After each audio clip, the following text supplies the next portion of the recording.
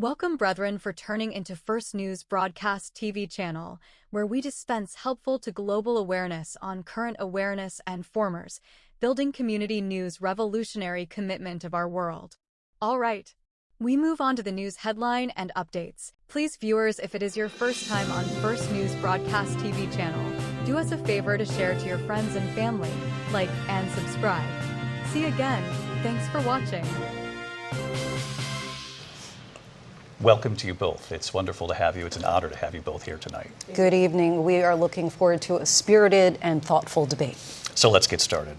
I want to begin tonight with the issue that voters repeatedly say is their number one issue, and that is the economy and the cost of living in this country.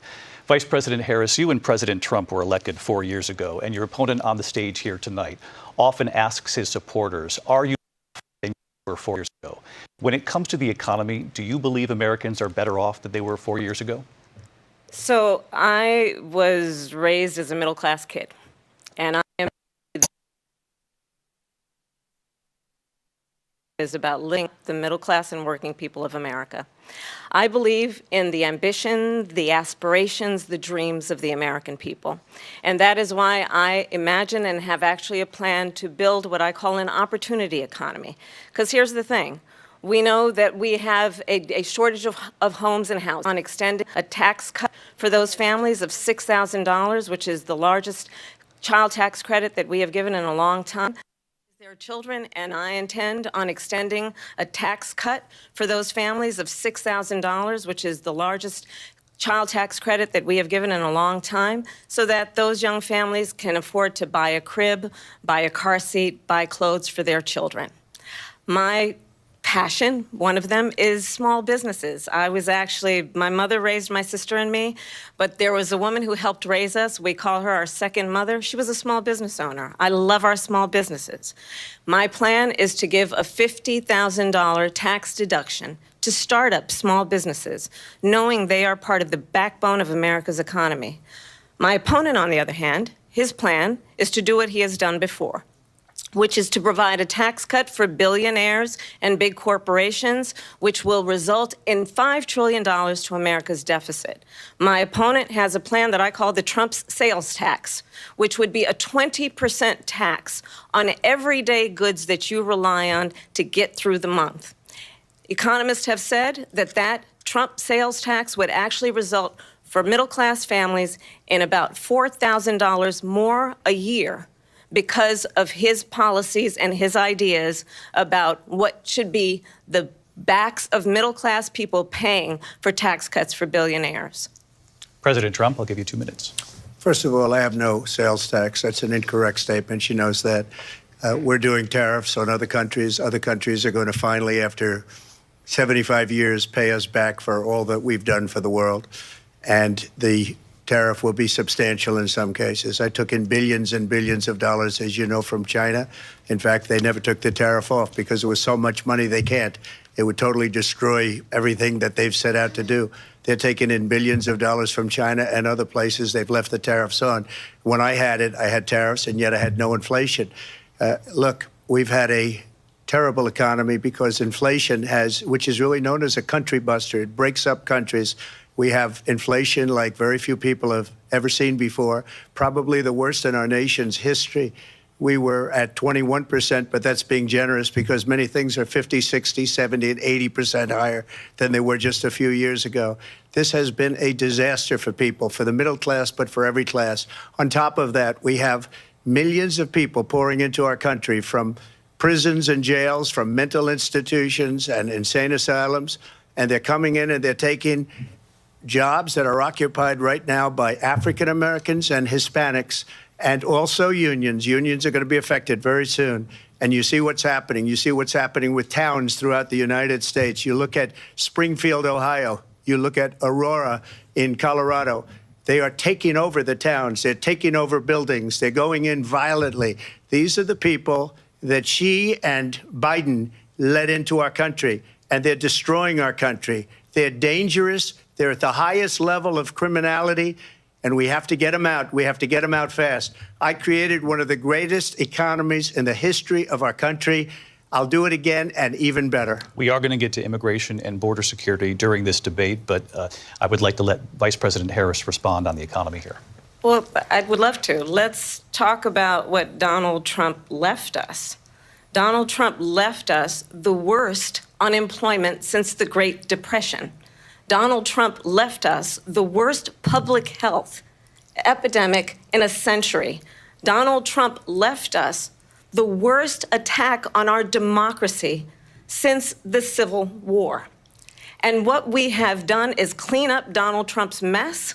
What we have done and what I intend to do is build on what we know are the aspirations and the hopes of the American people. But I'm going to tell you all in this debate tonight, you're going to hear from the same old tired playbook, a bunch of lies, grievances, and name-calling. What you're going to hear tonight is a detailed and dangerous plan called Project 2025 that the former president intends on implementing if he were elected again. I believe very strongly that the American people want a president who understands the importance of bringing us together, knowing we have so much more in common than what separates us. And I pledge to you to be a president for all Americans. President Trump will give you a minute here to respond. Number one, I have nothing to do, as you know, and as she knows better than anyone, I have nothing to do with Project 2025. That's out there. I haven't read it. I don't want to read it purposely. I'm not going to read it. This was a group of people that got together. They came up with some ideas, I guess some good, some bad, but it makes no difference. I have nothing to do. Everybody knows I'm an open book. Everybody knows what I'm going to do. Cut taxes very substantially and create a great economy like I did before. We had the greatest economy. We got hit with a pandemic. And the pandemic was not since 1917, where 100 million people died, has there been anything like it. We did a phenomenal job with the pandemic. We handed them over a country where the economy and where the stock market was higher than it was before the pandemic came in. Nobody's ever seen anything like it. We made ventilators for the entire world. We got gowns, we got masks, we did things that nobody thought possible. And people give me credit for rebuilding the military. They give me credit for a lot of things, but not enough credit for the great job we did with the pandemic. But the only jobs they got were bounce back jobs. These were jobs bounce back, and it bounced back and it went to their benefit. But I was the one that created them. They know it, and so does everybody else. Vice President Harris, I'll let you respond. So Donald Trump has no plan for you. And when you look at his economic plan, it's all about tax breaks for the richest people. I am offering what I describe as an opportunity economy, and the best economists in our country, if not the world, have reviewed our relative plans for the future of America. What Goldman Sachs has said is that Donald Trump's plan would make the economy worse, mine would strengthen the economy. What the Wharton School has said is Donald Trump's plan would actually explode the deficit. 16 Nobel laureates have described his economic plan as something that would increase inflation and by the middle of next year would invite a recession. You just have to look at where we are and where we stand on the issues. And I'd invite you to know that Donald Trump actually has no plan for you because he is more interested in defending himself than he is in looking out for you. That's just a soundbite. They gave her that to say.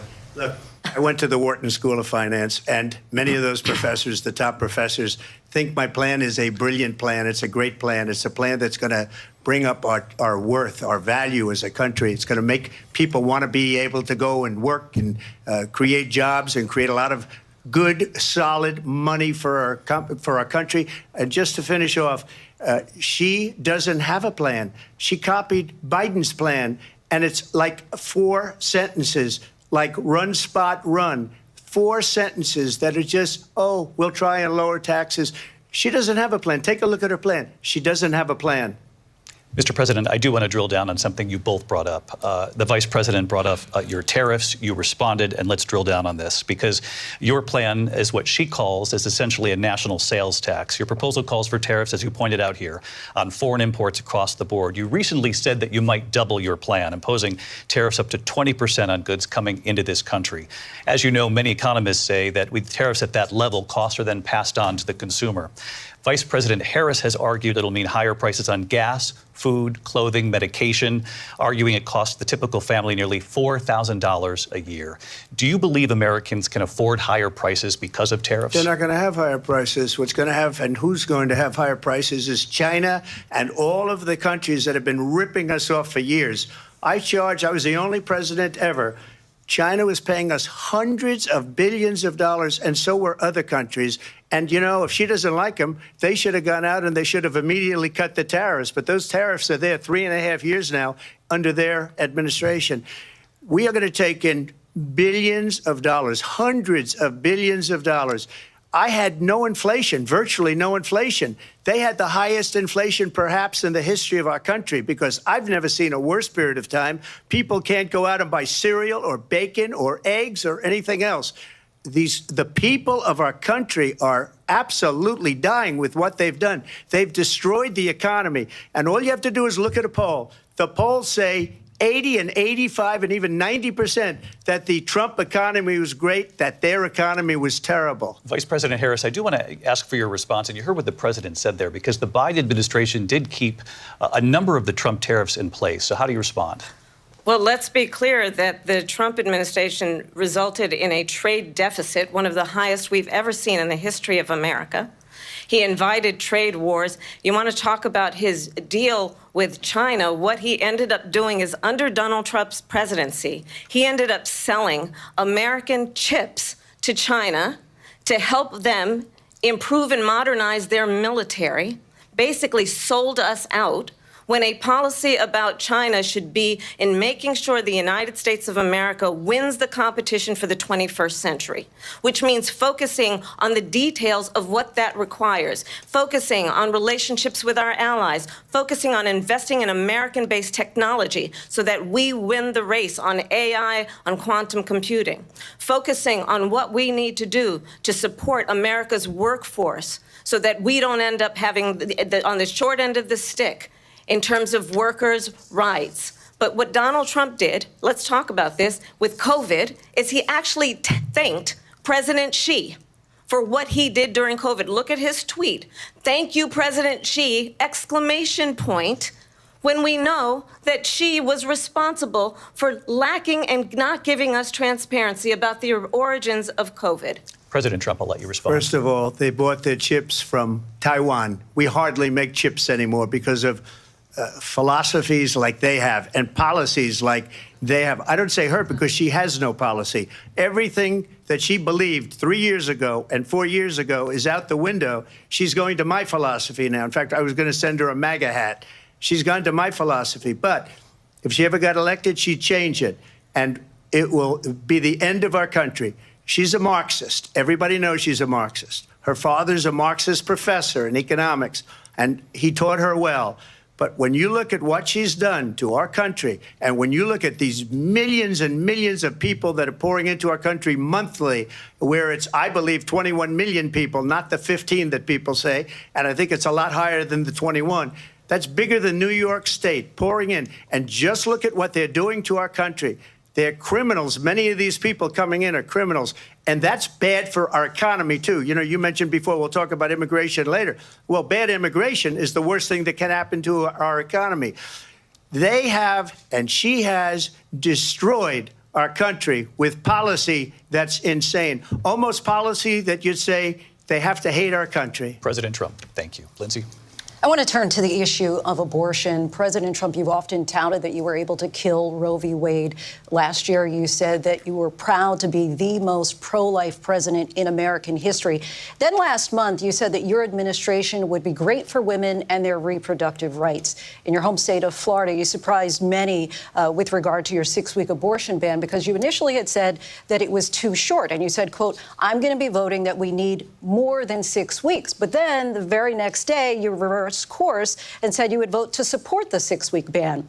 Vice President Harris says that women shouldn't trust you on the issue of abortion because you've changed your position so many times. Therefore, why should they trust you? Well, the reason I'm doing that vote is because the plan is, as you know, the vote is, they have abortion in the 9th month. They even have, and you can look at the governor of West Virginia, the previous governor of West Virginia, not the current governor, who's doing an excellent job. but the governor before, he said the baby will be born and we will decide what to do with the baby. In other words, we'll execute the baby. And that's why I did that, because that predominates, because they're radical. The Democrats are radical in that. And her vice presidential pick, which I think was a horrible pick, by the way, for our country, because he is really out of it. But her vice presidential pick says abortion in the 9th month is absolutely fine. He also says execution after birth. It's execution, no longer abortion, because the baby is born, is okay. And that's not okay with me, hence the vote. But what I did is something for 52 years. They've been trying to get Roe v. Wade into the states. And through the genius and heart and strength of 6 Supreme Court justices, we were able to do that. Now, I believe in the exceptions for rape, incest, and life of the mother. I believe strongly in it. Ronald Reagan did also. 85% of Republicans do. Exceptions. Very important. But we were able to get it, and now states are voting on it. And for the first time, you're going to see, look, this is an issue that's torn our country apart for 52 years. Every legal scholar, every Democrat, every Republican, liberal, conservative, they all wanted this issue to be brought back to the states where the people could vote. And that's what happened. Now, Ohio, the vote was somewhat liberal. Kansas, the vote was somewhat liberal, much more liberal than people would have thought. But each individual state is voting. It's the vote of the people now. It's not tied up in the federal government. I did a great service in doing it. It took courage to do it. And the Supreme Court had great courage in doing it. And I give tremendous credit to those 6 justices. There is no state in this country where it is legal to kill a baby after it's born. Madam Vice President, I want to get your response to President Trump. Well, as I said, you're going to hear a bunch of lies, and that's not actually a surprising fact. Let's understand how we got here. Donald Trump hand-selected 3 members of the United States Supreme Court with the intention that they would undo the protections of Roe v. Wade. And they did exactly as he intended. And now in over 20 states, there are Trump abortion bans, which make it criminal for a doctor or nurse to provide health care. In one state, it provides prison for life. Trump abortion bans that make no exception even for rape and incest, which understand what that means. A survivor of a crime, a violation to their body, does not have the right to make a decision about what happens to their body next. That is immoral. And one does not have to abandon their faith or deeply held beliefs to agree. The government, and Donald Trump certainly, should not be telling a woman what to do with her body. I have talked with women around our country. You want to talk about this is what people wanted? Pregnant women who want to carry a pregnancy to term, suffering from a miscarriage, being denied care in an emergency room because the healthcare providers are afraid they might go to jail, and she's bleeding out in a car in the parking lot. She didn't want that. Her husband didn't want that. A 12 or 13-year-old survivor of incest being forced to carry a pregnancy to term. They don't want that. And I pledge to you, when Congress passes a bill to put back in place the protections of Roe v. Wade, as President of the United States, I will proudly sign it into law. But understand, if Donald Trump were to be reelected, he will sign a national abortion ban. Understand, in his Project 2025, there would be a national abortion, a monitor that would be monitoring your pregnancies, your miscarriages. I think the American people believe that certain freedoms, in particular the freedom to make decisions about one's own body, should not be made by the government. Thank you, Vice President Harris. Well, there she goes again. It's a lie. I'm not signing a ban, and there's no reason to sign a ban, because we've gotten what everybody wanted. Democrats, Republicans, and everybody else, and every legal scholar wanted it to be brought back into the states. And the states are voting. And it may take a little time, but for 52 years, this issue has torn our country apart. And they've wanted it back in the states. And I did something that nobody thought was possible. The states are now voting. What she says is an absolute lie. And as far as the abortion ban, no, I'm not in favor of abortion ban, but it doesn't matter because this issue has now been taken over by the states. Would you veto a national abortion ban if it came to your desk? Well, I won't have to because, again, two things. Number one, she said she'll go back to Congress. She'll never get the vote. It's impossible for her to get the vote, especially now with the 50-50 and essentially 50-50 in both Senate and the House. She's not going to get the vote. She can't get the vote. She won't even come close to it. So it's just talk. You know what it reminds me of? When they said they're going to get student loans terminated, and it ended up being a total catastrophe. The student loans, and then I think probably her boss, if you call him a boss, he spends all his time on the beach.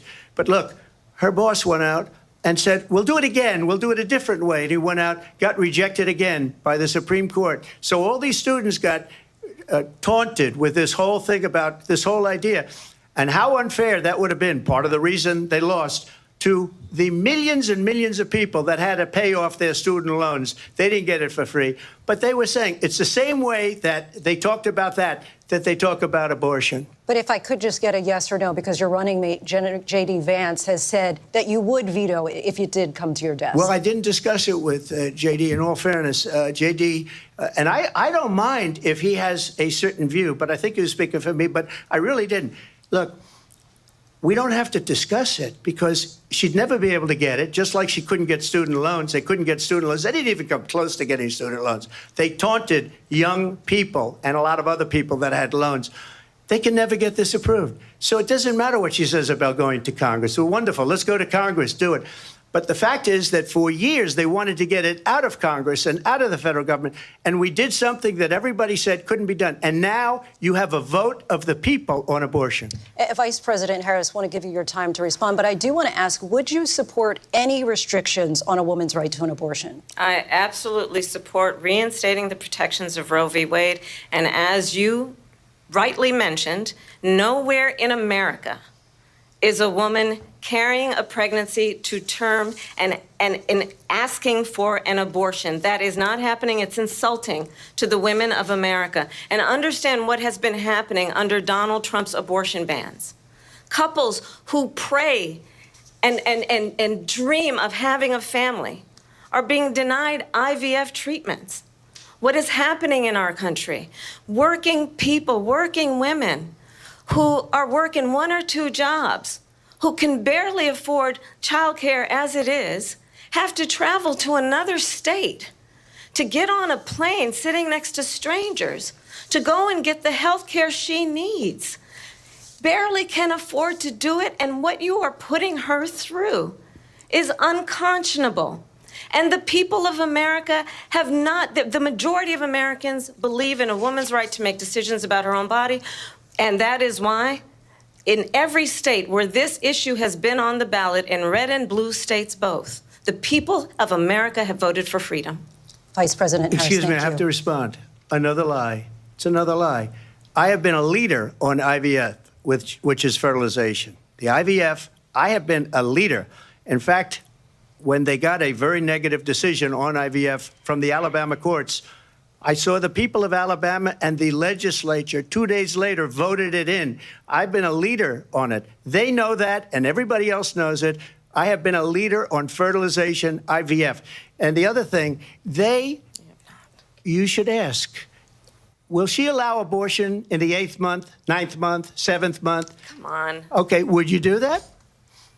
Why don't you ask her that question? Why don't you answer the question? Would you because veto? Under Roe v. Wade, answer the question, would you veto? You could do abortions in the 7th month, the 8th month, the 9th month, not true. and probably after birth. Just look at the governor, former governor of Virginia. The governor of Virginia said we put the baby aside and then we determine what we want to do with the baby. President Trump, thank you. We're going to turn now to immigration and border security. We know it's an issue that's important to Republicans, Democrats, voters across the board in this country.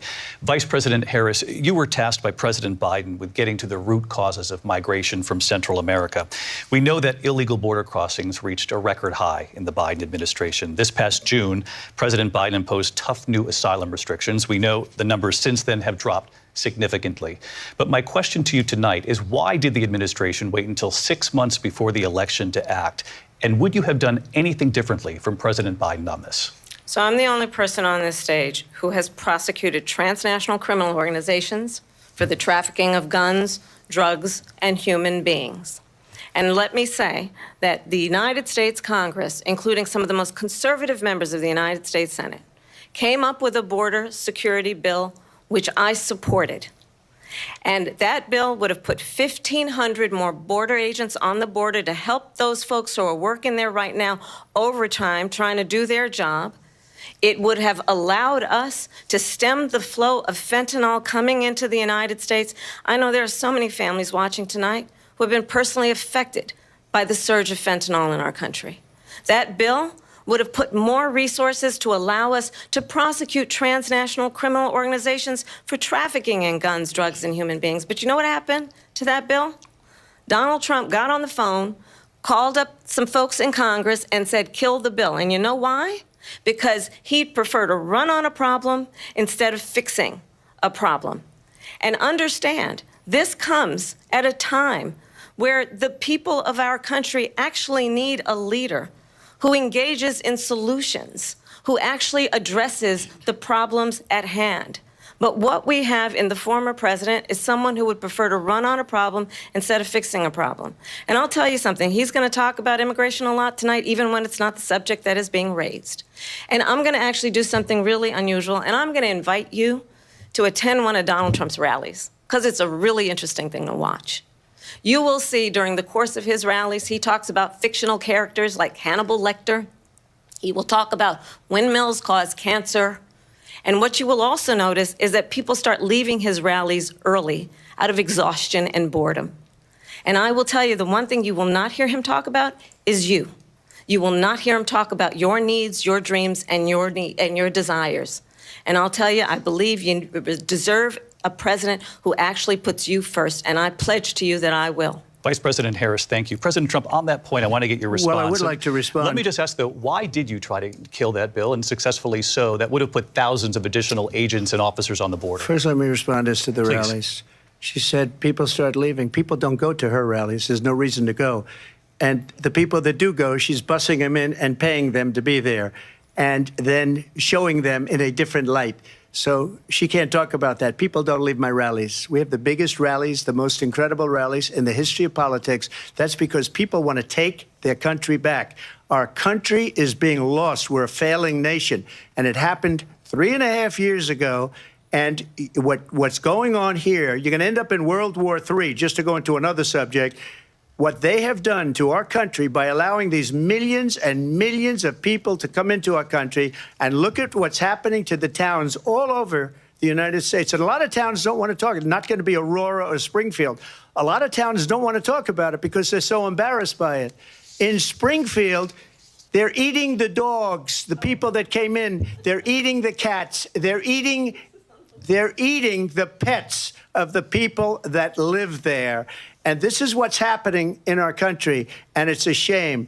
As far as rallies are concerned, as far as the reason they go is they like what I say. They want to bring our country back. They want to make America great again. It's a very simple phrase, make America great again. She's destroying this country, and if she becomes president, this country doesn't have a chance of success. Not only success, we'll end up being Venezuela on steroids. I just want to clarify here. You bring up Springfield, Ohio, and ABC News did reach out to the city manager there. He told us there have been no credible reports of specific claims of pets being harmed, injured, or abused by individuals within the immigrant community. Well, I've seen people on television. Let me just say here, this is the people on television say my dog was taken and used for food. So maybe he said that, and maybe that's a good thing to say for a city manager. I'm not taking this from television. But the people on television saying their dog was eaten by the people that went there. Again, the Springfield city manager says there's no evidence of that. Vice President Harris, I'll let you respond to the rest of what you've heard. You talk about extreme. This is, I think, one of the reasons why in this election, I actually have the endorsement of 200 Republicans who have formerly worked with President Bush, Mitt Romney, and John McCain, including the endorsement of former Vice President Dick Cheney and Congress member Liz Cheney. And if you want to really know the inside track on who the former president is, if he didn't make it clear already, just ask people who have worked with him. His former chief of staff, a 4-star general, has said he has contempt for the Constitution of the United States. His former national security advisor has said he is dangerous and unfit. His former Secretary of Defense has said the nation, the Republic, would never survive another Trump term. And when we listen to this kind of rhetoric, when the issues that affect the American people are not being addressed, I think the choice is clear in this election.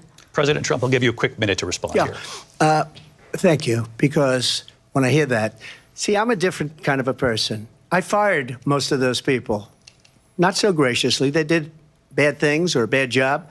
I fired them. They never fired one person. They didn't fire anybody having to do with Afghanistan and the Taliban and the 13 people whose were just killed, viciously and violently killed. And I got to know the parents and the family.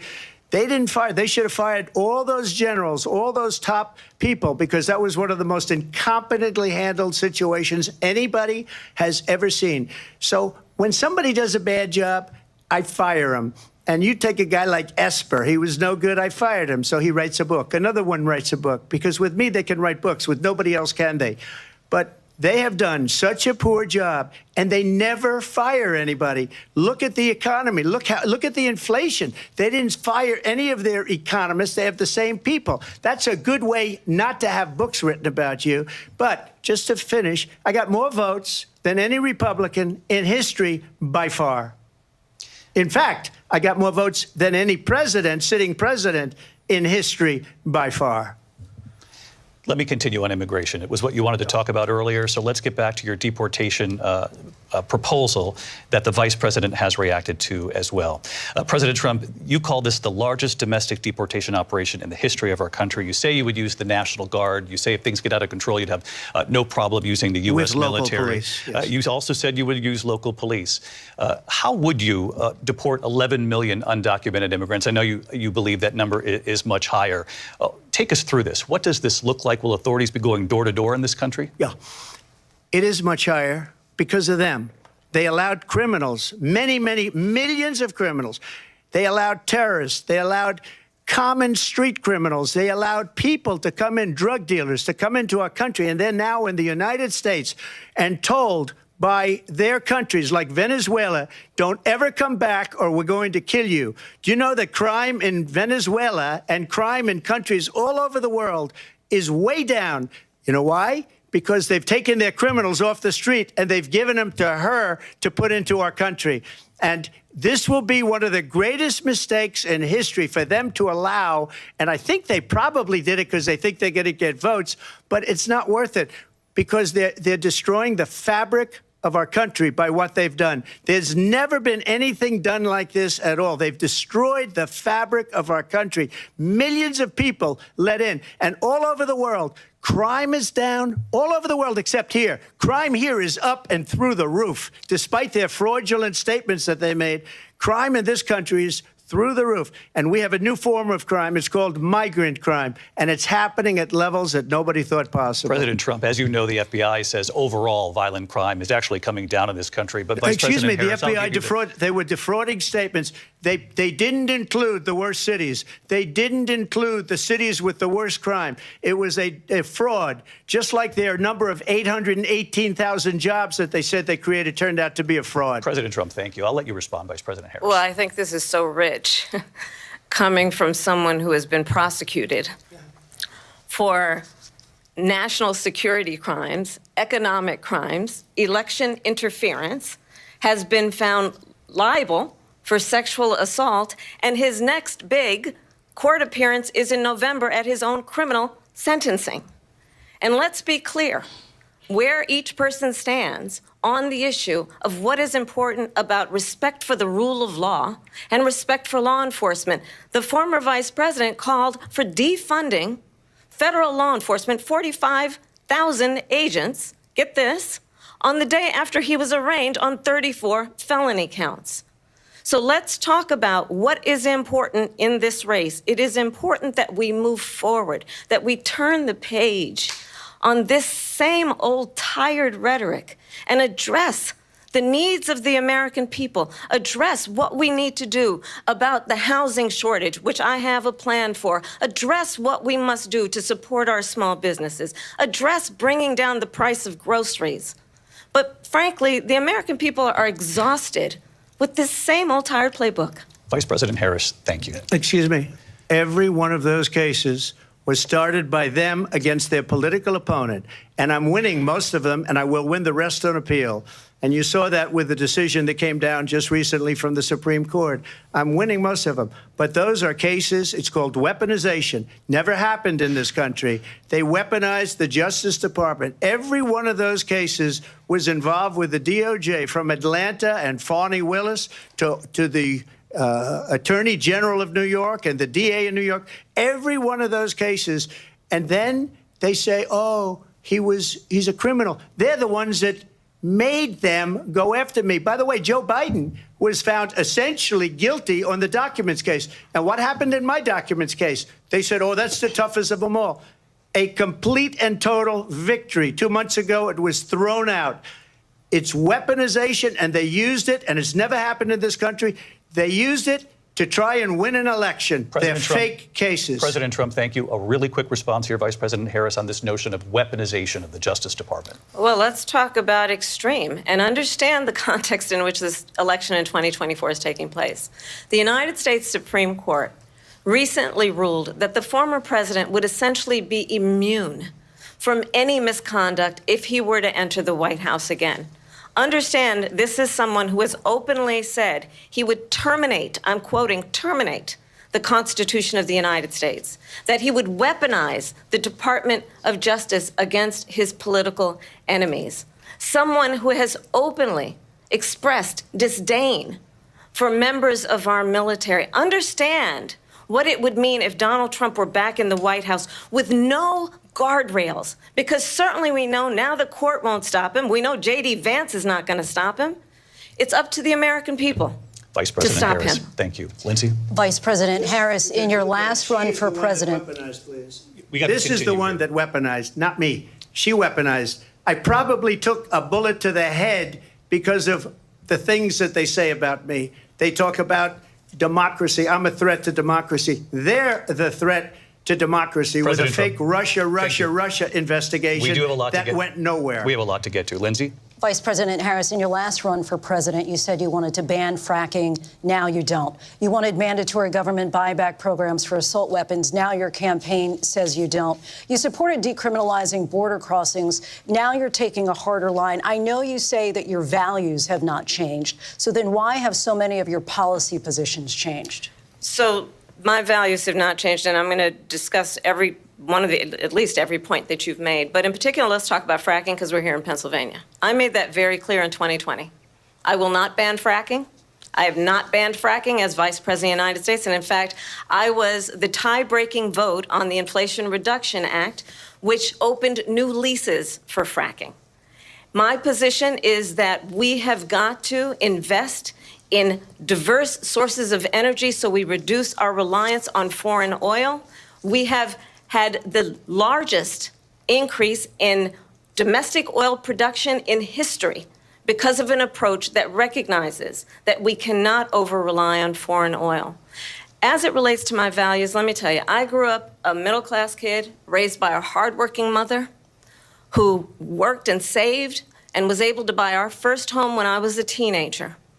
The values I bring to the importance of home ownership, knowing not everybody got handed $400 million on a silver platter and then filed bankruptcy 6 times, is a value that I bring to my work to say we are going to work with the private sector and home builders to increase 3 million homes, increase by 3 million homes by the end of my first term.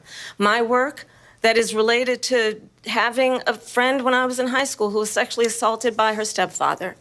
And my focus then on protecting women and children from violent crime is based on a value that is deeply grounded in the importance of standing up for those who are most vulnerable. My work that is about protecting Social Security and Medicare is based on long-standing work that I have done, protecting seniors from scams. My values have not changed. And what is important is that there is a president who actually brings values and a perspective that is about lifting people up and not beating people down and name calling. The true measure of the leader is the leader who actually understands the strength is not in beating people down, it's in lifting people up. I intend to be that president. President Trump, your response? First of all, I wasn't given $400 million. I wish I was. My father was a Brooklyn builder, Brooklyn, Queens, and a great father, and I learned a lot from him. But I was given a fraction of that, a tiny fraction, and I built it into many, many billions of dollars, many, many billions. And when people see it, they are even surprised. So we don't have to talk about that. Fracking, she's been against it for 12 years. Defund the police, she's been against that forever. She gave all that stuff up very wrongly, very horribly, and everybody's laughing at it, okay? They're all laughing at it. She gave up at least 12 and probably 14 or 15 different policies. Like, she was big on defund the police. In Minnesota, she went out, wait a minute, I'm talking now, if you don't mind, please. Does that sound familiar? She went out in Minnesota and wanted to let criminals that killed people, that burned down Minneapolis, she went out and raised money to get them out of jail. She did things that nobody would ever think of. Now she wants to do transgender operations on illegal aliens that are in prison. This is a radical left liberal that would do this. She wants to confiscate your guns, and she will never allow fracking in Pennsylvania. If she won the election, fracking in Pennsylvania will end on day one. Just to finish, one thing so important in my opinion. So I got the oil business going like nobody has ever done before. When they took over, they got rid of it, started getting rid of it, and the prices were going up the roof. They immediately let these guys go to where they were. I would have been 5 times, 4 times, 5 times higher, because you're talking about 3.5 years ago. They got it up to where I was because they had no choice, because the prices of energy were quadrupling and doubling. You saw what happened to gasoline. So they said, let's go back to Trump. But if she won the election, the day after that election, they'll go back to destroying our country, and oil will be dead, fossil fuel will be dead, we'll go back to windmills, and we'll go back to solar, where they need a whole desert to get some energy to come out of it. You ever see a solar plant? By the way, I'm a big fan of solar, but they take 400, 500 acres of desert President soil. Trump, we have a These lot are of not good issues things that we for the have to get environment to. that We're she out of time. understands. Thank you. Lindsay, thank you. We have an election in just 56 days. And I want to talk about the peaceful transfer of power, which, of course, we all know is a cornerstone of our democracy, and the role of a president in a moment of crisis. Mr. President, on January 6th, you told your supporters to march to the Capitol. You said you would be right there with them. The country and the world saw what played out at the Capitol that day, the officers coming under attack. Aides in the West Wing say you watched it unfold on television off the Oval Office. You did send out tweets, but it was more than 2 hours before you sent out that video message telling your supporters to go home. Is there anything you regret about what you did on that day? You just said a thing that isn't covered. Peacefully and patriotically, I said during my speech, not later on. Peacefully and patriotically. And nobody on the other side was killed. Ashley Babbitt was shot by an out-of-control police officer that should have never, ever shot her. It's a disgrace. But we didn't do this group of people that have been treated so badly. I ask, what about all the people that are pouring into our country and killing people that she allowed to pour in? She was the border czar, remember that. She was the border czar. She doesn't want to be called the border czar because she's embarrassed by the border. In fact, she said at the beginning, oh, I'm surprised you're not talking about the border yet. That's because she knows what a bad job they've done. What about those people? When are they going to be prosecuted? When are these people from countries all over the world, not just South America? They're coming in from all over the world, David, all over the world. And crime rates are down all over the world because of it. But let me just ask you, David, when are those people going to be prosecuted? When are the people that burned down Minneapolis going to be prosecuted? Or in Seattle? They went into Seattle. They took over a big percentage of the city of Seattle. When are those people going to be prosecuted? But let me just ask you. You might ask her that question. You were the president. You were watching it unfold on television. It's a very simple question as we move forward toward another election. Is there anything you regret about what you did on that day? Yes or no? I had nothing to do with that other than they asked me to make a speech. I showed up for a speech. I said, I think it's going to be big. I went to Nancy Pelosi and the mayor of Washington, D.C., and the mayor put it back in writing, as you know. I said, you know, this is going to be a very big rally or whatever you want to call it. And again, it wasn't done by me. It was done by others. I said, I'd like to give you 10,000 National Guard or soldiers. They rejected me. Nancy Pelosi rejected me. It was just 2 weeks ago. Her daughter has a tape of her saying she is fully responsible for what happened. They want to get rid of that tape. It would have never happened if Nancy Pelosi and the mayor of Washington did their jobs. I wasn't responsible for security. Nancy Pelosi was responsible. She didn't do her job. The question was about you as president, not about former Speaker Pelosi, but I do want Vice President Harris to respond here. I was at the Capitol on January 6th. I was the vice president-elect. I was also an acting senator. I was there. And on that day, the President of the United States incited a violent mob to attack our nation's capital, to desecrate our nation's capital. On that day, 140 law enforcement officers were injured, and some died. And understand, the former president has been indicted and impeached for exactly that reason. But this is not an isolated situation. Let's remember Charlottesville, where there was a mob of people carrying tiki torches, spewing anti-Semitic hate. And what did the president then at the time say? There were fine people on each side. Let's remember that when it came to the Proud Boys, a militia, the president said, the former president said, stand back and stand by. So for everyone watching who remembers what January 6th was, I say, we don't have to go back. Let's not go back. We're not going back. It's time to turn the page. And if that was a bridge too far for you, well, there is a place in our campaign for you to stand for country, to stand for our democracy, to stand for rule of law, and to end the chaos, and to end the approach that is about attacking the foundations of our democracy because you don't like the outcome. And be clear on that point.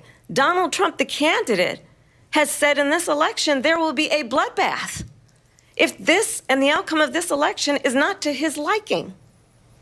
Let's turn the page on this. Let's not go back.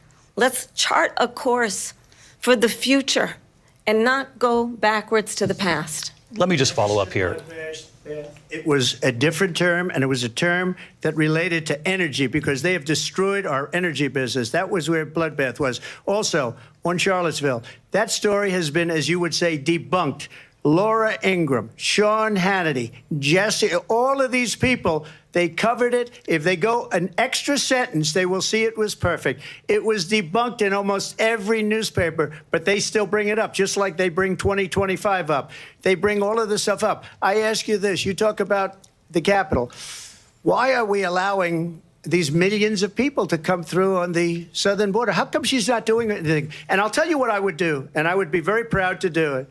I would say we would both leave this debate right now. I'd like to see her go down to Washington, D.C. during this debate because we're wasting a lot of time. Go down to, because she's been so bad, it's so ridiculous. Go down to Washington, D.C. and let her sign a bill to close up the border because they have the right to do it. They don't need bills. They have the right to do it. The President of the United States, you'll get him out of bed. You'll wake him up at 4 o'clock in the afternoon. Right. You'll say, come on down to the office. Let's sign a bill. If he signs a bill that the border is closed, all he has to do is say it to the Border Patrol, who are phenomenal. If they do that, the border is closed. Mr. Those President, people are killing many people, unlike J6. We talked immigration here tonight. I do want to focus on this next issue to both of you because it really brings us this into focus, truth in these times that we're living in. Mr. President, for 3.5 years after you lost the 2020 election, you repeatedly falsely claimed that you won, many times saying you won in a landslide. In the past couple of weeks leading up to this debate, debate, you have said, quote, you lost by a whisker, that you, quote, didn't quite make it, that you came up a little bit short. I said that? Are you now acknowledging that you lost in 2020? No, I don't acknowledge that at all. But I you said did that say sarcastically. You know that. It was said, oh, we lost by a whisker. That was said sarcastically. Look, there's so much proof. All you have to do is look at it. And they should have sent it back to the legislatures for approval. I got almost 75 million votes, the most votes any sitting president has ever gotten. I was told if I got 63, which was what I got in 2016, you can't be beaten.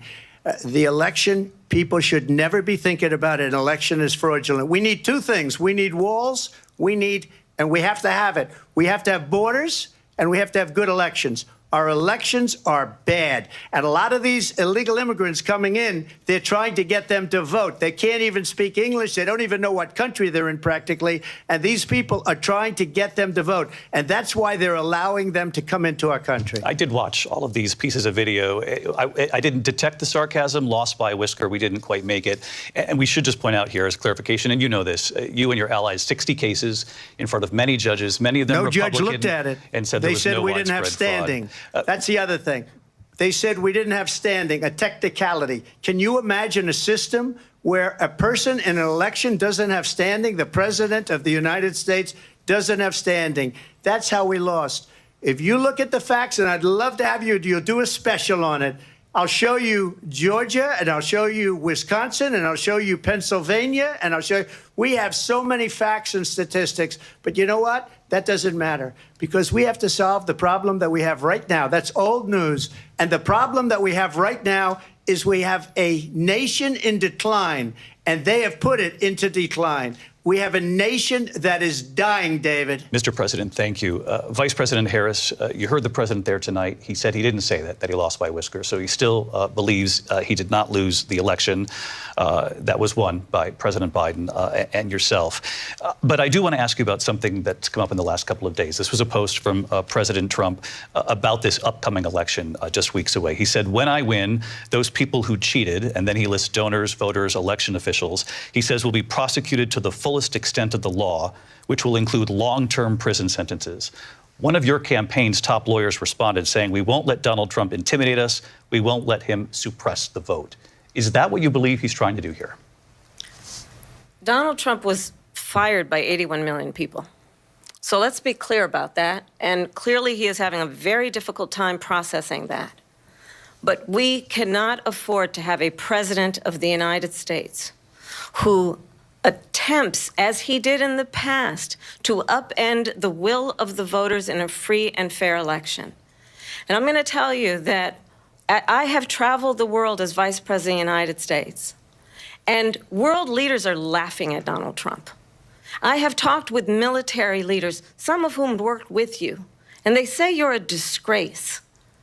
And when you then talk in this way in a presidential debate and deny what over and over again are court cases you have lost because you did, in fact, lose that election, it leads one to believe that perhaps we do not have in the candidate to my right the temperament or the ability to not be confused about fact. That's deeply troubling, and the American people deserve better. I'll give you 1 minute to respond, Mr. President. Let me just say about world leaders. Viktor Orban, one of the most respected men, they call him a strong man. He's a tough person, smart. Prime Minister of Hungary. They said, why is the whole world blowing up? 3 years ago it wasn't. Why is it blowing up? He said, because you need Trump back as president. They were afraid of him. China was afraid, and I don't like to use the word afraid, but I'm just quoting him. China was afraid of him. North Korea was afraid of him. Look at what's going on with North Korea, by the way. He said Russia was afraid of him. I ended the Nord Stream 2 pipeline, and Biden put it back on day one, but he ended the XL pipeline. The XL pipeline in our country, he ended that. But he let the Russians build a pipeline going all over Europe and heading into Germany, the biggest pipeline in the world. Look, Viktor Orban said it. He said the most respected, most feared person is Donald Trump. We had no problems when Trump was president. But when this weak, pathetic man that you saw at a debate just a few months ago, that if he weren't in that debate, he'd be running instead of her. She got no votes. He got 14 million votes. What you did, you talk about a threat to democracy. He got 14 million votes, and they threw him out of office. And you know what? I'll give you a little secret. He hates her. He can't stand her. But he got 14 million votes. They threw him out. She got 0 votes. And when she ran, she was the first one to leave because she failed. And now she's running. I don't understand it, but I'm okay with it because your time is I think up. we're going to do very well. We've got a lot more to get to. Turning now to the Israel-Hamas war and the hostages who are still being held, Americans among them. Vice President Harris, in December, you said, quote, Israel has a right to defend itself, but you added, quote, it matters how, saying international humanitarian law must be respected. Israel must do more to protect innocent civilians. You said that 9 months ago. Now an estimated 40,000 Palestinians are dead. Nearly 100 hostages remain. Just last week, Prime Minister Benjamin Netanyahu said there's not a deal in the making. President Biden has not been able to break through the stalemate. How would you do it? Well, let's understand how we got here. On October 7, Hamas, a terrorist organization, slaughtered 1,200 Israelis. Many of them young people who were simply attending a concert. Women were horribly raped. And so absolutely, I said then, I say now, Israel has a right to defend itself. We would. And how it does so matters. Because it is also true, far too many innocent Palestinians have been killed. Children, mothers. What we know is that this war must end. It must end immediately, and the way it will end is we need a ceasefire deal and we need the hostages out. And so we will continue to work around the clock on that. Work around the clock, also understanding that we must chart a course for a two-state solution. And in that solution, there must be security for the Israeli people and Israel, and in equal measure for the Palestinians. But the one thing I will assure you always, I will always give Israel the ability to defend itself, in particular as it relates to Iran and any threat that Iran and its proxies pose to Israel. But we must have a two-state solution where we can rebuild Gaza, where the Palestinians have security, self-determination, and the dignity they so rightly deserve. President Trump, how would you negotiate with Netanyahu and also Hamas in order to get the hostages out and prevent the killing of more innocent civilians in Gaza? If I were president, it would have never started.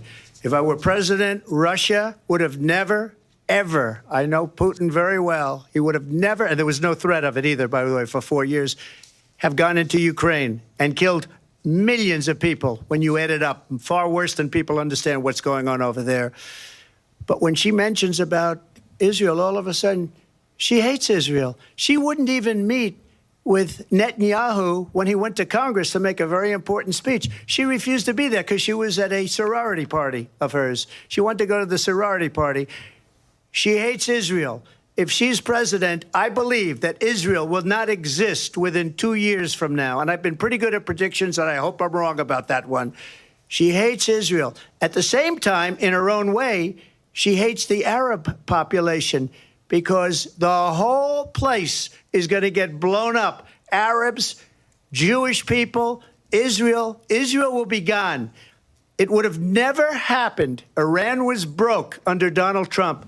Now Iran has $300 billion because they took off all the sanctions that I had. Iran had no money for Hamas or Hezbollah or any of the 28 different spheres of terror, and they are spheres of terror, horrible terror. They had no money. It was a big story, and you know it. You covered it very well, actually. They had no money for terror. They were broke. Now they're a rich nation, and now what they're doing is they're spreading that money around. Look at what's happening with the Houthis and Yemen. Look at what's going on in the Middle East. This would have never happened. I will get that settled and fast, and I'll get the war with Ukraine and Russia ended. If I'm president-elect, I'll get it done before even becoming president. Vice President Harris, he says you hate Israel. That's absolutely not true. I have my entire career and life supported Israel and the Israeli people. He knows that. He's trying to, again, divide and distract from the reality, which is it is very well known that Donald Trump is weak and wrong on national security and foreign policy. It is well known that he admires dictators, wants to be a dictator on day one, according to himself. It is well known that he said of Putin that he can do whatever the hell he wants and go into Ukraine. It is well known that he said when Russia went into Ukraine, it was brilliant. It is well known he exchanged love letters with Kim Jong-un. And it is absolutely well known that these dictators and autocrats are rooting for you to be president again because they're so clear. They can manipulate you with flattery and favors. And that is why so many military leaders who you have worked with have told me you are a disgrace.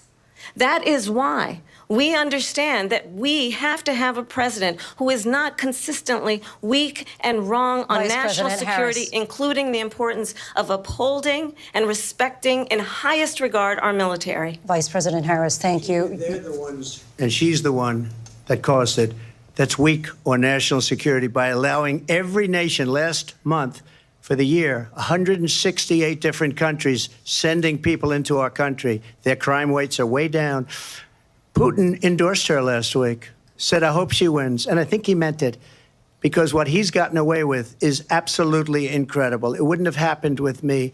The leaders of other countries think that they're weak and incompetent, and they are. They're grossly incompetent. And I just ask one question. Why does Biden go in and kill the Keystone Pipeline and approve the single biggest deal that Russia's ever made, Nord Stream 2, the biggest pipeline anywhere in the world going to Germany and all over Europe? Because they're weak and they're ineffective. And Biden, by the way, President gets paid Trump, a lot of money. Thank you. We have a lot of issues to get to. We'll be right back with much more of this historic ABC News presidential debate from the National Constitution Center right here in Philadelphia. Back in a moment. America's best interest to do so, arguing that if Putin wins, he may be emboldened to move even further into other countries. You have said you would solve this war in 24 hours. You said so just before the break tonight. How exactly would you do that? And I want to ask you a very simple question tonight. Do you want Ukraine to win this war? I want the war to stop. I want to save lives that are being uselessly, people being killed by the millions. It's the millions. It's so much worse than the numbers that you're getting, which are fake numbers. Look, we're in for $250 billion or more because they don't ask Europe, which is a much bigger beneficiary to getting this thing done than we are. They're in for $150 billion less because Biden and you don't have the courage to ask Europe like I did with NATO. They paid billions and billions, hundreds of billions of dollars when I said, either you pay up or we're not going to protect you anymore. So that's maybe one of the reasons they don't like me as much as they like weak people. But you take a look at what's happening. We're in for 250 to 275 billion. They're into 100 to 150. They should be forced to equalize. With that being said, I want to get the war settled. I know Zelensky very well, and I know Putin very well. I have a good relationship, and they respect your president, okay? They respect me. They don't respect Biden. How would you respect him? Why? For what reason? He hasn't even made a phone call in 2 years to Putin, hasn't spoken to anybody. They don't even try and get it. That is a war that's dying to be settled. I will get it settled before I even become president. If I win, when I'm president-elect, and what I'll do is I'll speak to one, I'll speak to the other, I'll get them together. That war would have never happened. And in fact, when I saw Putin after I left, unfortunately left because our country has gone to hell. But after I left, when I saw him building up soldiers, he did it after I left. I said, oh, he must be negotiating. It must be a good, strong point of negotiation. Well, it wasn't, because Biden had no idea how to talk to him. He had no idea how to stop it. And now you have millions of people dead, and it's only getting worse, and it could lead to World War III. Don't kid yourself, David. We're playing with World War III, and we have a president that we don't even know if he's... Where is our president? We don't even know if he's a president. And just to clarify they threw him out of a campaign like a dog. We don't even know. Is he our president? But we have a president, Mr. President, that doesn't know he's alive. Your time is up.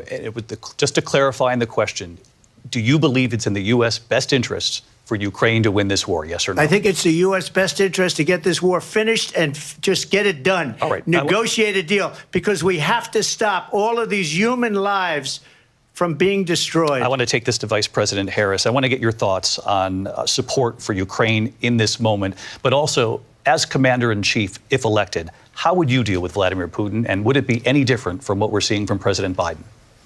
Well, first of all, it's important to remind the former president you're not running against Joe Biden, you're running against me. I believe the reason that Donald Trump says that this war would be over within 24 hours is because he would just give it up. And that's not who we are as Americans. Let's understand what happened here. I actually met with Zelensky a few days before Russia invaded, tried through force to change territorial boundaries, to defy one of the most important international rules and norms, which is the importance of sovereignty and territorial integrity. And I met with President Zelensky. I shared with him American intelligence about how he could defend himself. Days later, I went to NATO's eastern flank, to Poland and Romania. And through the work that I and others did, we brought 50 countries together to support Ukraine in its righteous defense.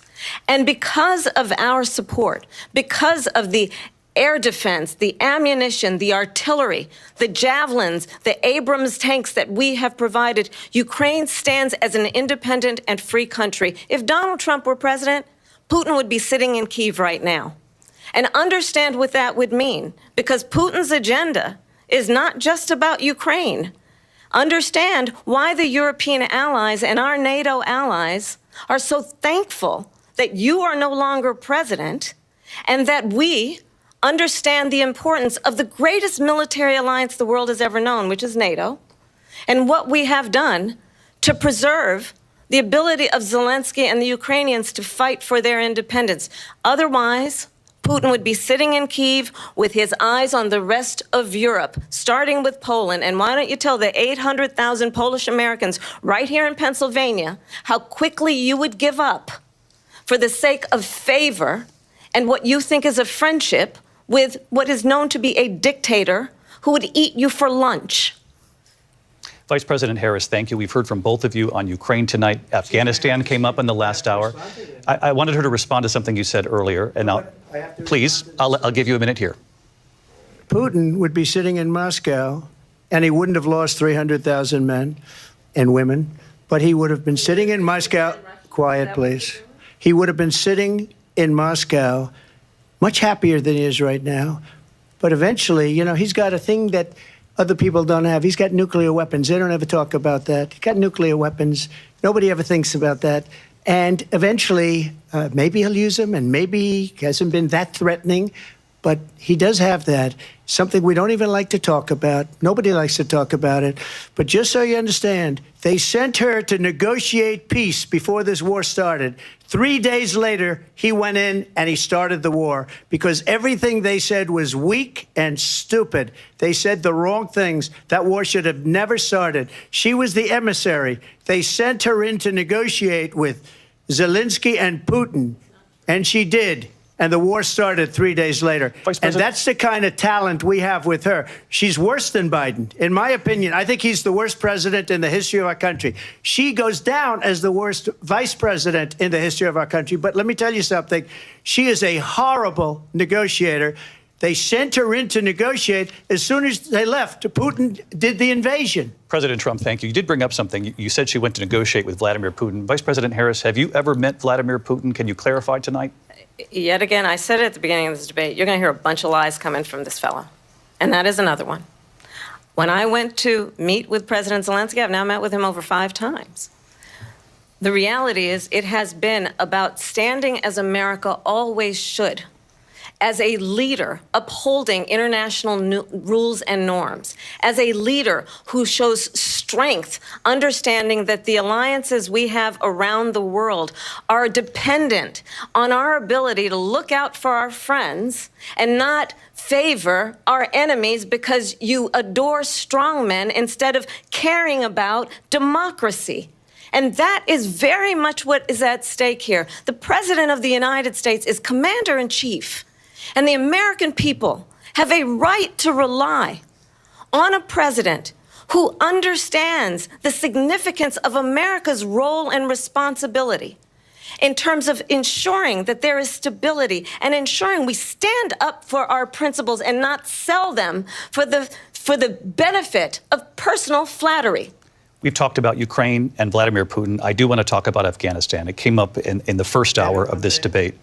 I want to move on to Afghanistan. Stoltenberg said Trump did the most amazing thing I've ever seen. He got these countries, the 28 countries at the time, to pay up. He said, I've never seen. He's the head of NATO. He said, I've never seen. For years, we were paying almost all of NATO. We were being ripped off by European nations, both on trade and on NATO.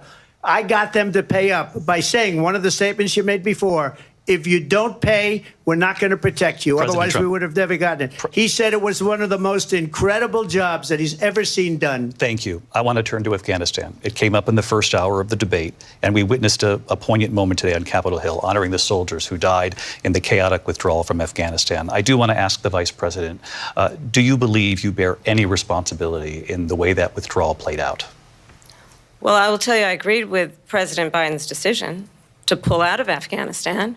4 presidents said they would, and Joe Biden did. And as a result, America's taxpayers are not paying the $300 million a day we were paying for that endless war.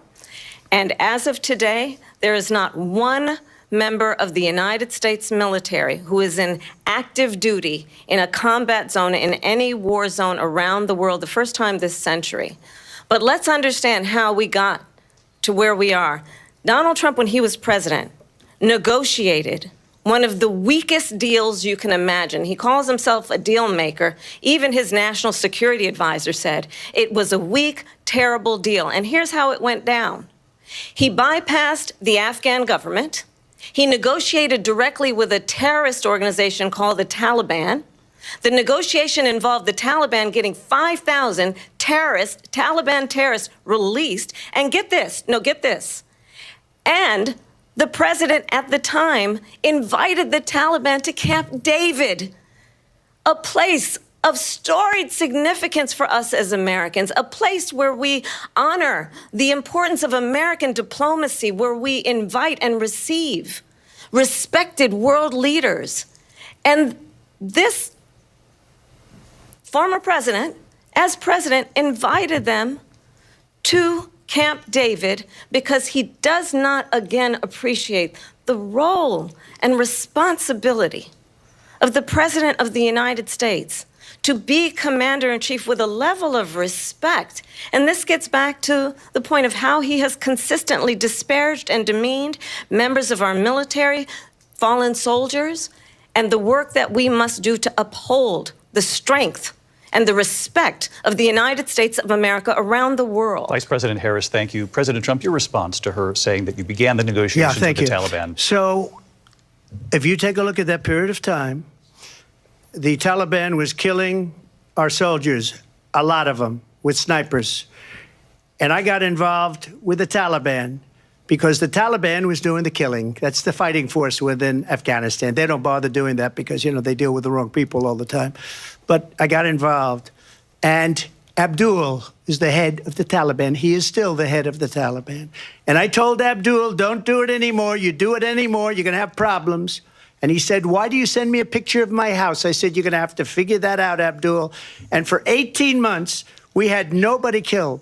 We did have an agreement negotiated by Mike Pompeo. It was a very good agreement. The reason it was good, it was we were getting out. We would have been out faster than them, but we wouldn't have lost the soldiers. We wouldn't have left many Americans behind, and we wouldn't have left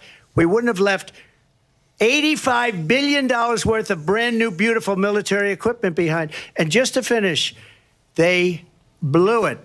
The agreement said you have to do this, and they didn't do it. They didn't do it. The agreement was terminated by us because they didn't do what they were supposed to do. I want to move on. And these people did the worst withdrawal and, in my opinion, the most embarrassing moment in the history of our country. And by the way, that's why Russia attacked Ukraine, because they saw how incompetent she and her boss are.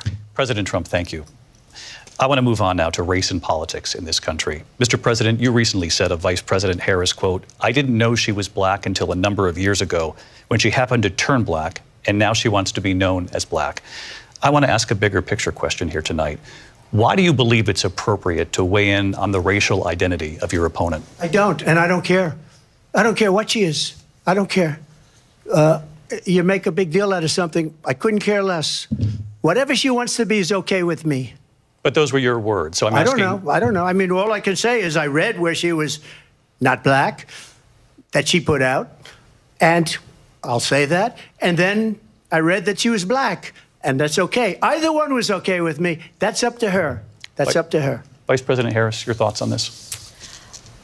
I think honestly, I think it's a tragedy that we have someone who wants to be president who has consistently, over the course of his career, attempted to use race to divide the American people. You know, I do believe that the vast majority of us know that we have so much more in common than what separates us, and we don't want this kind of approach that is just constantly trying to divide us, and especially by race. And let's remember how Donald Trump started. He was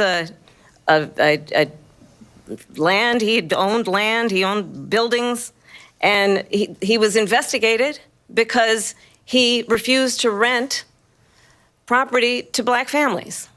Let's remember, this is the same individual who took out a full-page ad in the New York Times calling for the execution of 5 young black and Latino boys who were innocent, the Central Park 5. Took out a full-page ad calling for their execution. This is the same individual who spread birther lies about the first black president of the United States.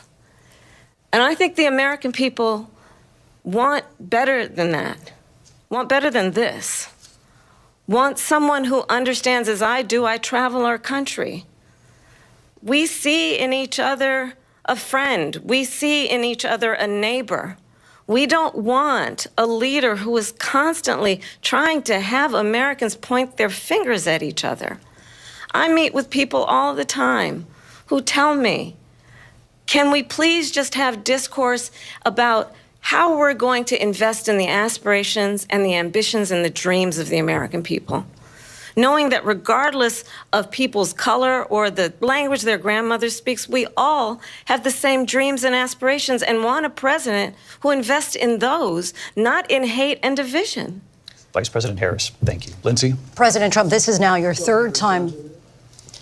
This is the most divisive presidency in the history of our country. There's never been anything like it. They're destroying our country, and they come up with things like what she just said, going back many, many years, when a lot of people, including Mayor Bloomberg, agreed with me on the Central Park 5. They admitted, they said, they pled guilty. And I said, well, if they pled guilty, they badly hurt a person, killed a person ultimately. And if they pled guilty, then they pled, we're not guilty. But this is a person that has to stretch back years, 40, 50 years ago, because there's nothing now. I built one of the greatest economies in the history of the world, and I'm going to build it again. It's going to be bigger, better, and stronger. But they're destroying our economy. They have no idea what a good economy is. Their oil policies, every single policy. And remember this, she is Biden. You know, she's trying to get away from Biden. I don't know the gentleman, she says. She is Biden.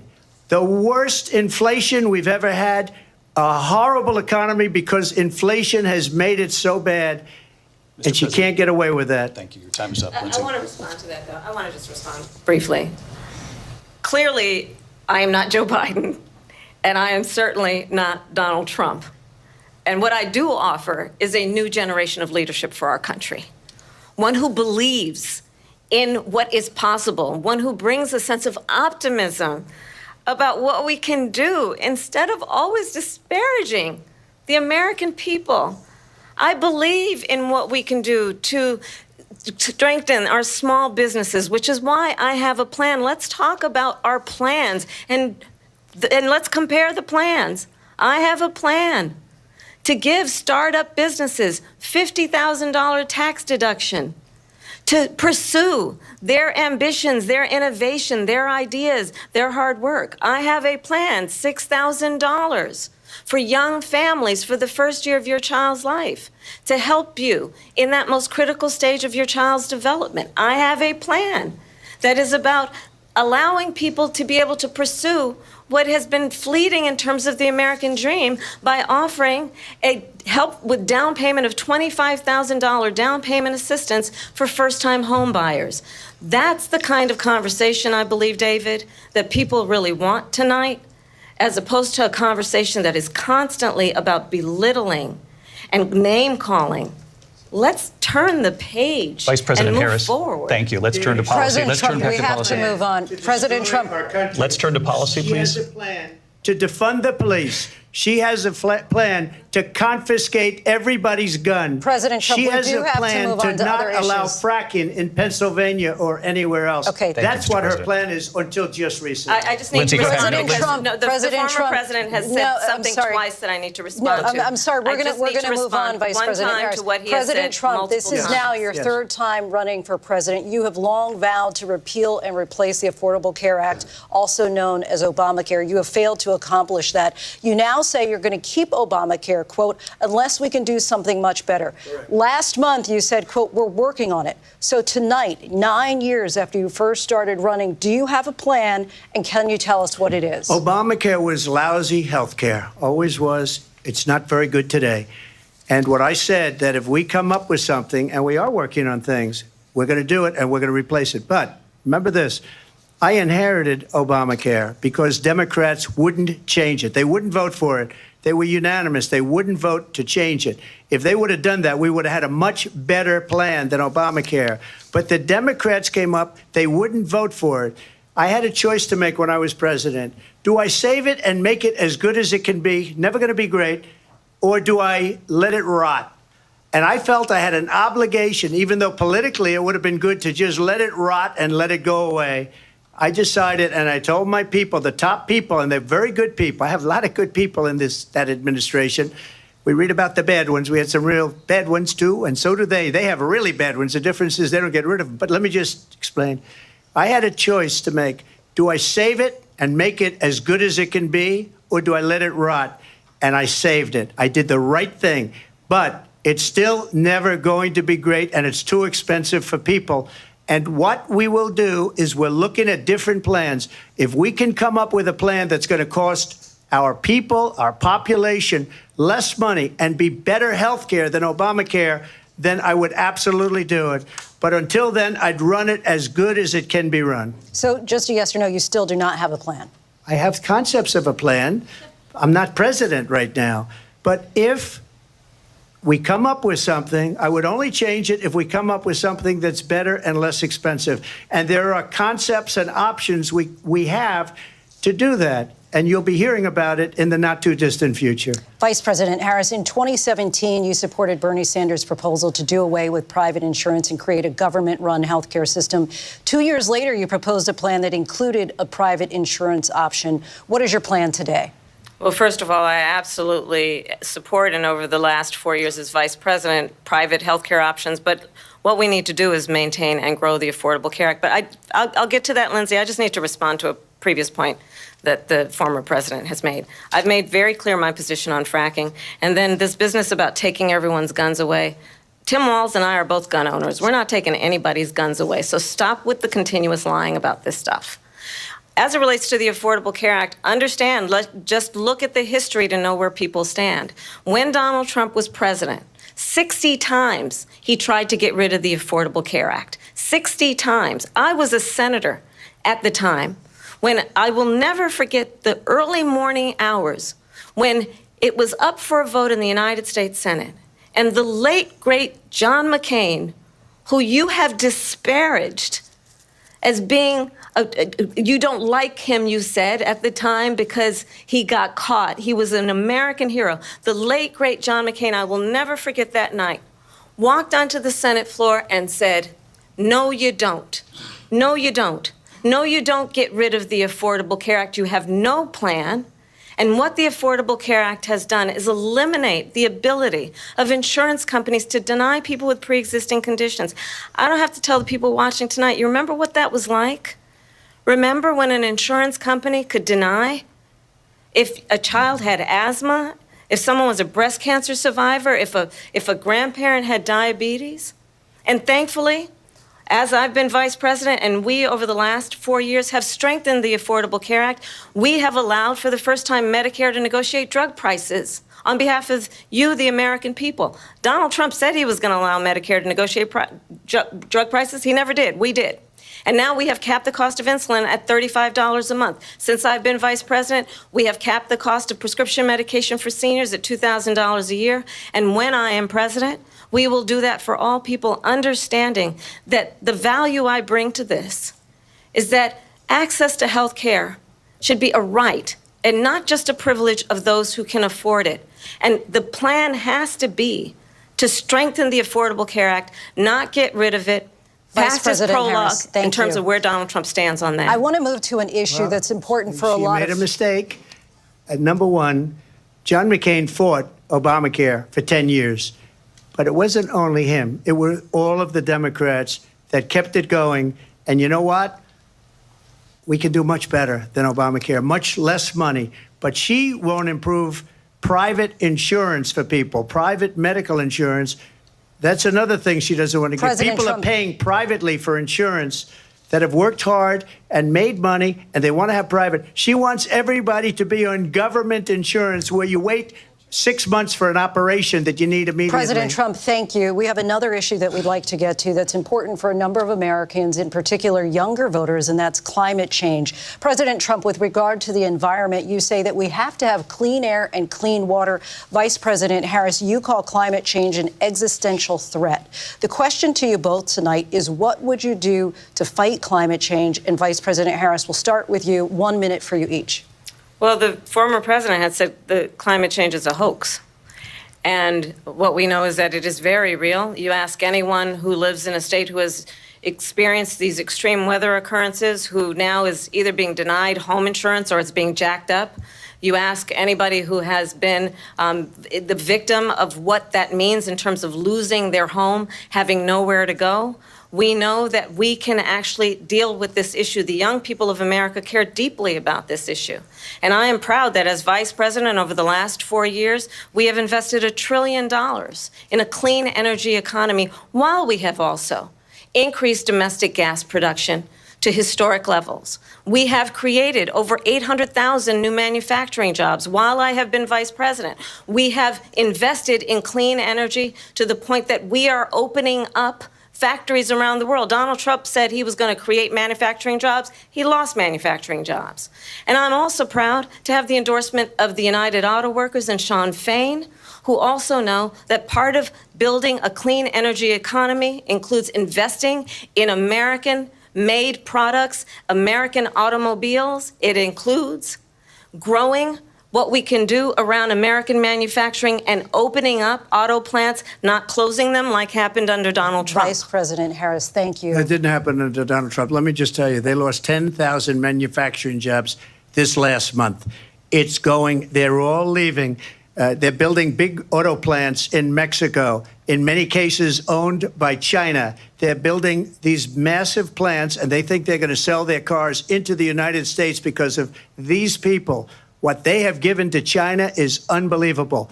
But we're not going to let that. We'll put tariffs on those cars so they can't come into our country, because they will kill the United Auto Workers and any auto worker, whether it's in Detroit or South Carolina or any other place.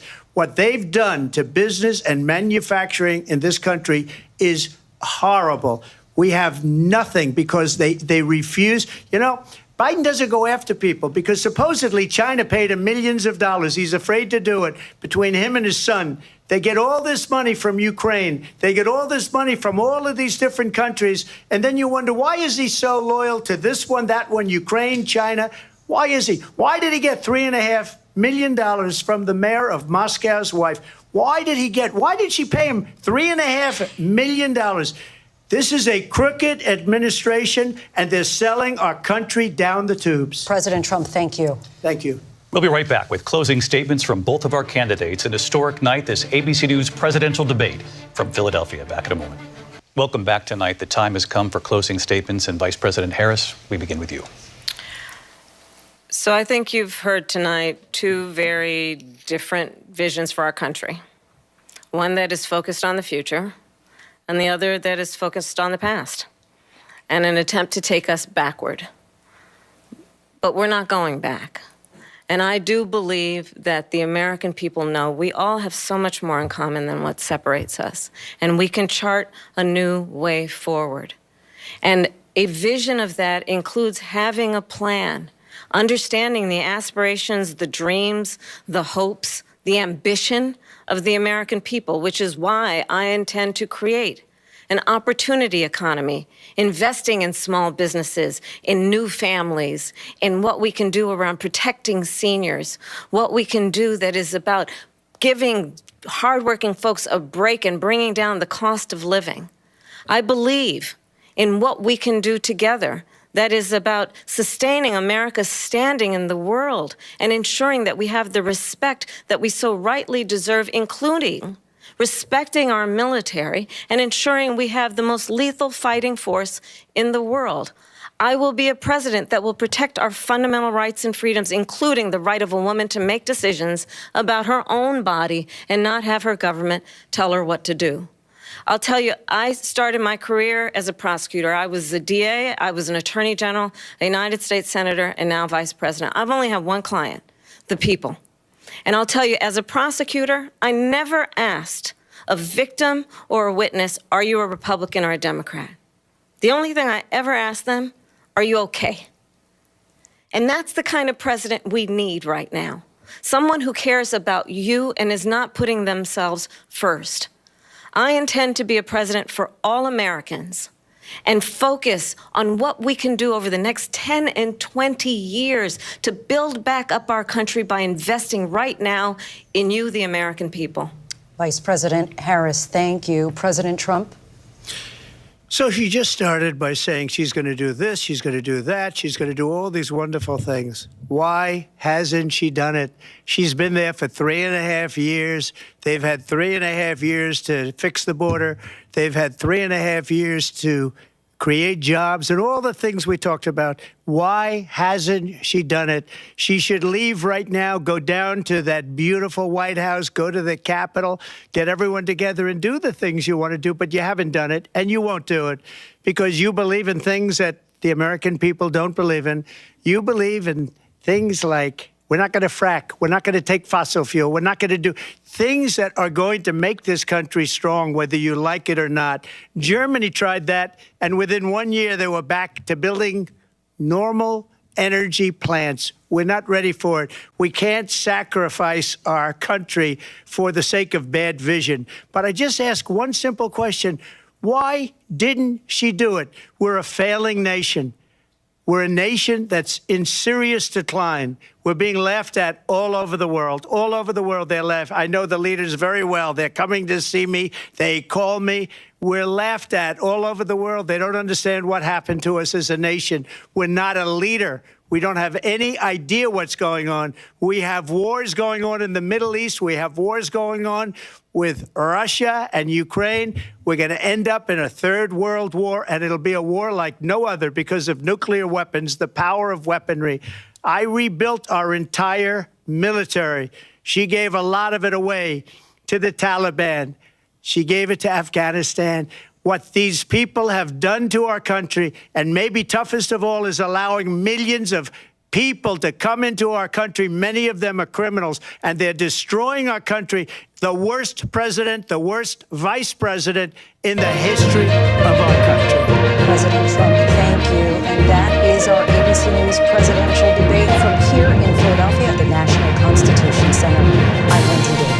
David Muir. Thank you for watching here in the U.S. and all over